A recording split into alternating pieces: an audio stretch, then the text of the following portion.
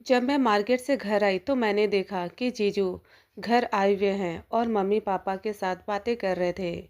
मेरी दीदी 8 महीने की प्रेग्नेंट है। तो दीदी ने जीजू को भेजा है सालनी को अपने जहाँ ले आने के लिए, ताकि मैं दीदी की प्रेगनेंसी के टाइम देख रेख कर सकूं। दीदी ने फ़ोन पर ही मम्मी पापा से बातें कर ली थी और मम्मी पापा ने मुझसे इजाज़त ले ली थी। तो मैंने कहा था कि मैं चली जाऊंगी, मुझे कोई दिक्कत नहीं है और मैं दीदी के साथ कुछ समय बिता सकूंगी। जीजू को मैंने नमस्ते किया और जीजू ने भी मुझे नमस्ते किया। जीजू की निगाहें मुझे आने बहाने देखते रहती है। उनकी नज़रों से साफ पता चलता है कि मुझे लेकर उनकी फीलिंग कुछ और है। मेरे जीजू इतने स्मार्ट हैं कि कोई भी लड़की उनकी दीवानी हो जाए। जीजू दोपहर के समय जहाँ हमारे घर लखनऊ आए थे और अब हमें ट्रेन से शाम के समय भोपाल के लिए दीदी और जीजू के घर निकलना था। तो मैं अपनी पैकिंग समय रहते कर ली और मम्मी पापा ने कहा, सालिनी अपनी दीदी का ध्यान रखना। मैं हाँ में गर्दन हिला दी। अब हमारा घर से निकलने का समय हो चला था। जीजू ने कहा, सालिनी हमें स्टेशन करीब पहुंचने में आधे घंटे लग जाएंगे। तो समय हो चुका है, हम निकले। मैंने कहा, जीजू मैंने अपनी पैकिंग कर ली है, मैं रेडी हूँ। जीजू ने कहा, कोई बात नहीं है, तुम्हें जो शॉपिंग करना होगा भोपाल चलकर कर लेना। ना जाने क्यों मुझे अपने जीजू से बातें करने में शर्म आती थी और बातें करते करते मेरी नज़रें नीचे हो जाती थी। और आज तो मुझे जीजू के साथ आधी रात में सफ़र के लिए निकलना है। हम दोनों ने अपनी ट्रेन पकड़ ली और आमने सामने की सीट थी, लेकिन एक सीट कंफर्म ना होने की वजह से हम दोनों एक ही सीट में बैठे थे। जीजू मुझे थोड़ी दूरी बनाकर बैठे थे। रात होते ही मुझे नींद आने लग गई और नींद में ही मैं जीजू के कंधे पर अपना सर रख दिया। यह देखकर जीजू थोड़ा मेरे करीब खिसक गए ताकि मुझे तकलीफ़ ना हो। अचानक से झटके से मेरी नींद खुली तो फिर जीजू ने कहा, सालिनी तुम आराम से लेट जाओ, मैं साइड होकर बैठ जाता हूँ। मैंने कहा, नहीं जीजू दिक्कत होगी आपको, मैं लेटूंगी नहीं। जीजा जी ने कहा, तुम्हें नींद आ रही है, तुम लेट जाओगी तो तुम्हें आराम मिल जाएगा। तो फिर मैं लेट गई और लेटते ही मुझे नींद आ गई। मैंने अपना पैर जीजा जी के जांघों पर रख दिया। मुझे लेटते ही इतनी आराम मिली कि मैं बता नहीं सकती। मैं पूरे दिन भर की थकी थी। मैं आज बिल्कुल भी घर में आराम नहीं कर पाई थी और नींद में मैंने अपना पैर जीजू के जांघों पर रखा था। जीजू मेरे पैरों को हल्के हल्के से सहला रहे थे, उसे दबा रहे थे। मुझे नींद में ही आराम मिल रहा था। बगल के लोग हमें पति पत्नी समझ रहे थे, क्योंकि मैं ज़्यादा जीजू से बातें नहीं कर रही थी। इसलिए उन्हें पता नहीं चला कि हम दोनों जीजा साली हैं। वह अभी तक हमें पति पत्नी ही समझ रहे थे। मुझे ऐसा लग रहा था आधी रात में मैं जीजू और दीदी के घर पहुंच गई। दीदी ने पहुंचते ही मुझे गले लगा लिया और कहा, कोई दिक्कत तो नहीं हुई तुझे आने में? मैंने कहा, नहीं दीदी, जीजू तो किसी भी तरह की कोई दिक्कत मुझे होने नहीं दिया।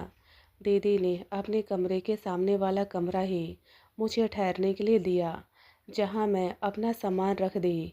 दीदी की प्रेगनेंसी का 8वां महीना चल रहा था, इसलिए मैंने सोचा कल से ही मैं घर का सारा काम संभाल लूँगी, जहाँ पर दीदी और जीजू ही रहते हैं।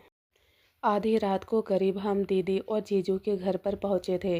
ठंड का समय था तो ठंड इतनी मुझे लग रही थी कि मैं कांप रही थी। दीदी ने अदरक वाली चाय बनाई और हम दोनों को पिलाई। इसके बाद खाना वगैरह गर्मा गर्म निकाल कर जीजू और मुझे खिलाया। फिर दीदी ने कहा, सालिनी अब तू अपने कमरे में आराम से सो जा, कल हम बातें करेंगे।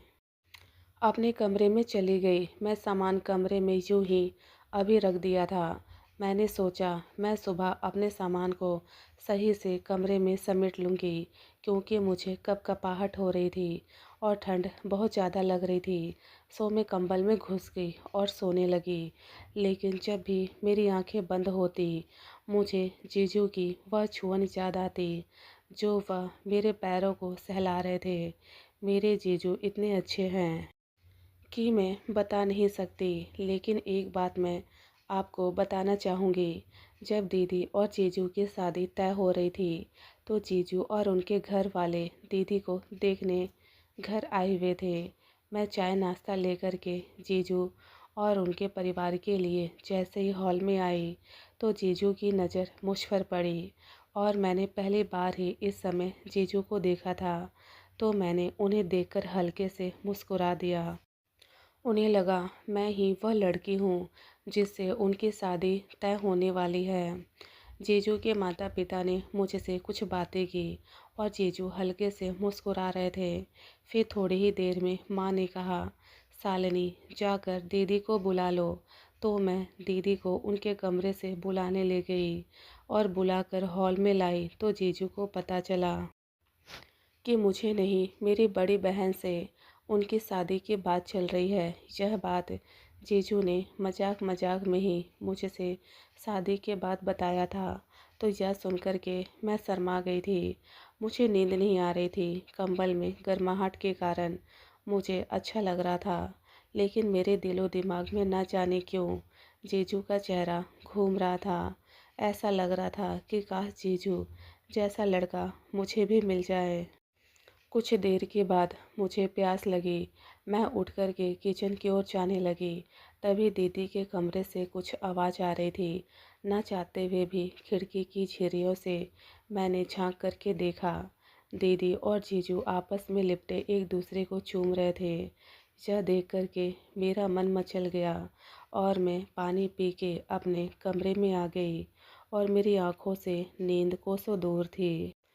सुबह हुई। मैं नहा करके जैसे ही वॉशरूम से बाहर निकली, इस समय जीजू कमरे में आए।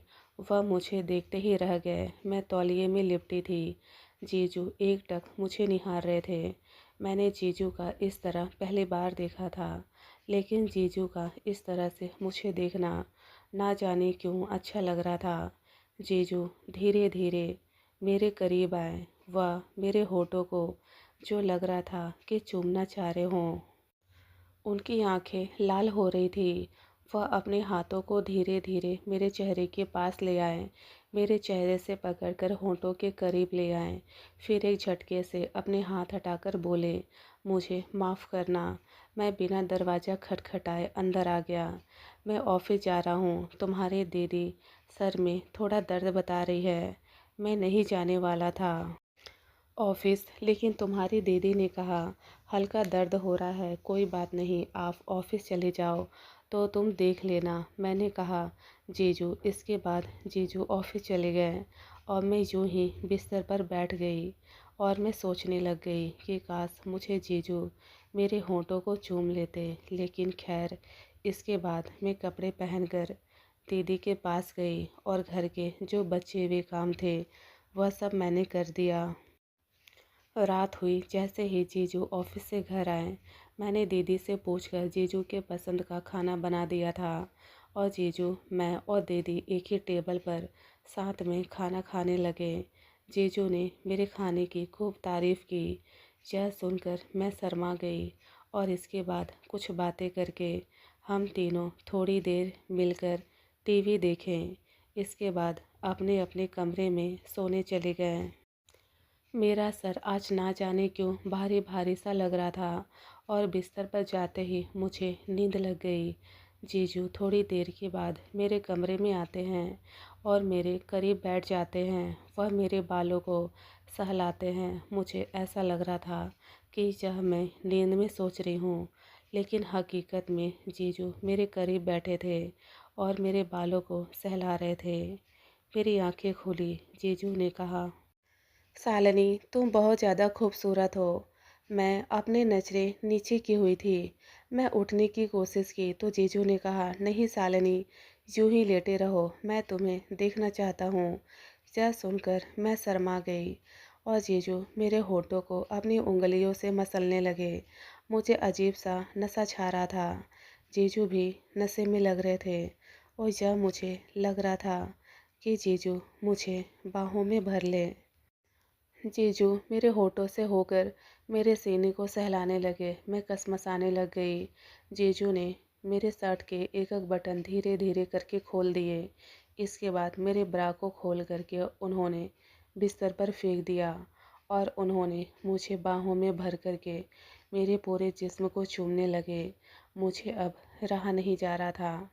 मैंने भी जीजू को बाहों में भर लिया और वह सब करने की इजाज़त दे दी जो जीजू की आंखों में झलक रहा था।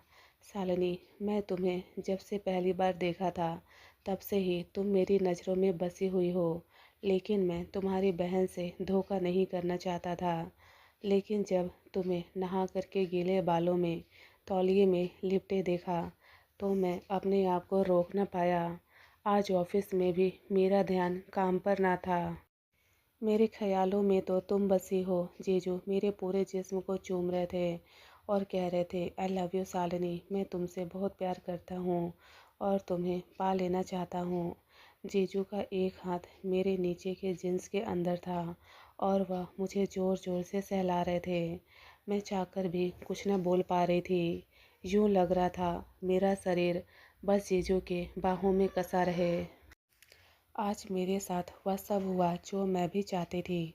इसके बाद से हर रोज़ आधी रात को जीजू मेरे कमरे में आते और मुझे जी भर अपने बाहों में भरकर प्यार करते, मेरे पूरे जिस्म को चूमते। ना जाने क्यों मैं यह सब हर रोज़ जीजू के साथ करते रही, जो कि गलत था, लेकिन मैं पूरी तरह से जीजू की हो जाना चाहती थी। मुझे जीजू दिलो दिमाग से इतना ज़्यादा पसंद थे कि मैं जीजू के साथ सब कुछ करना चाहती थी।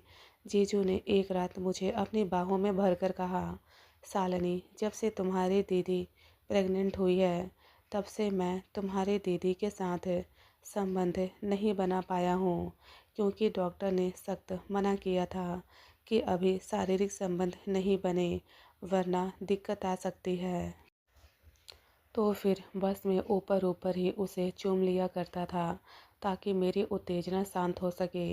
लेकिन उस दिन जब मैं तुम्हें तौलिए में देखा और पूरे जिस्म को मैं देखता ही रह गया, उस समय तो बहुत मुश्किल से मैंने अपने आप को रोक लिया, लेकिन इसके बाद मैं अपने आप को नहीं रोक सका। शालिनी, तुम भी मुझसे प्यार करती हो ना? यह सुनकर मैं जीजू के गले लग गई और कहा, यदि मैं आपसे प्यार न करती तो मैं अपना सब कुछ आपको कैसे दे देती।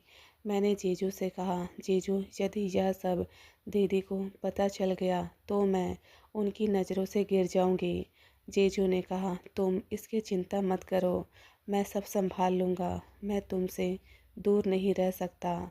यह बोल जीजू मुझे बाहों में भरकर प्यार करने लग जाते हैं और मैं भी उनकी बाहों में लिपट जाती हूँ। पता है मेरा शरीर जीजू के प्यार के लिए तरस रहा था और जीजू ने तो पहली नज़र में ही मुझे पसंद कर लिया था।